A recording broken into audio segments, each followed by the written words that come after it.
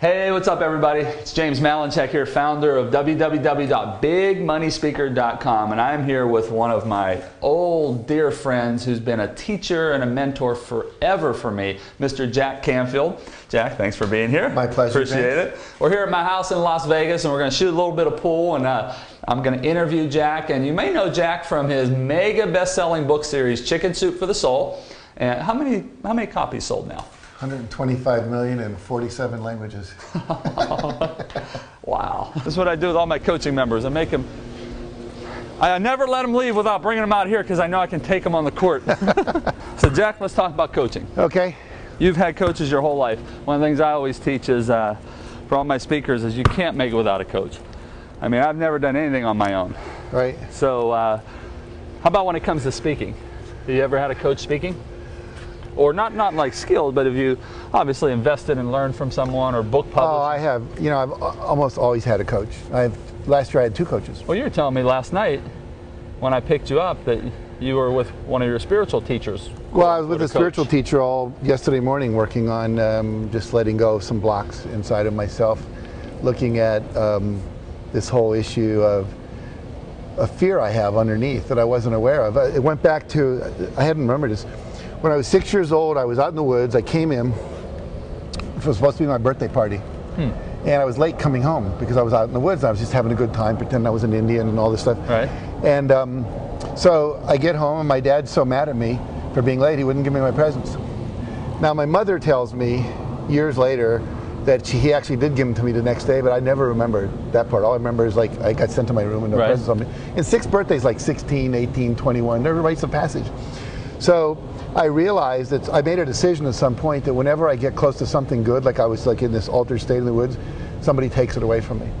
And so there was this, like when I sold my company for tens of millions of dollars, I actually became more stingy for about 3 months. I was really, my wife would spend some money and I go, what are you doing?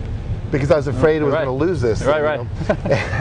So it was like a deep-seated fear I had that I wasn't aware of. And now that I've released that, I mean, I feel different today than I felt yesterday. But not only is there the spiritual development that goes on, I mean, I have 2 coaches that I work with that work with me on planning out my year, helping me think bigger. One of my coaches, I'm going to help you think things you never thought, feel things you never felt, and do things you've never done, because you don't grow unless you're outside your comfort zone. Sure. And our natural tendency is to stay comfortable. But a coach, you know, like when I was running track in high school, I'd say run 5 more laps. Why 5? You know, I wouldn't have run 5 unless he pushed me. You know, and so it's like you need someone to stretch you. You need someone to hold you accountable to your vision. I was just reading an article about one of the guys on the swimming team at UCSB who was in the Olympics. He was on the team that Michael Phelps was on, I think, and the coach really stretched him. The guy wasn't stretching, and he said, "You're off the team." And he said, "Well, I don't want to be off the team." He said, "Well, you're not pushing yourself." Right. And the guy came back and he said, "Well, if I do this, this, this, and this." So the guy did it, and he became an All-American and an Olympic swimmer. But you need that coach to kind of get you out of that rut you're in, out of the mental thoughts, your beliefs. You can only go so far. You can only do so much.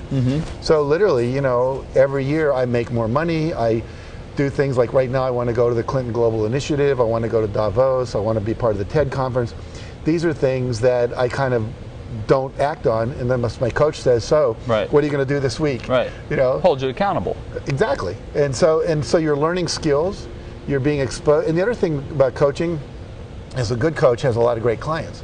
So you're getting to meet all the other clients that the coach has, and getting to network with them and play at a higher level. So for me, I can't imagine not having coaches. I've had speaking coaches, I've had back of the room sales coaches, I've had sales coaches, internet marketing coaches, life coaches, executive coaches, marriage coaches, parenting coaches, you know. And I live a pretty extraordinary life. And I don't think I would have done that if I didn't have the coaches, mentors, and teachers I've had along the way.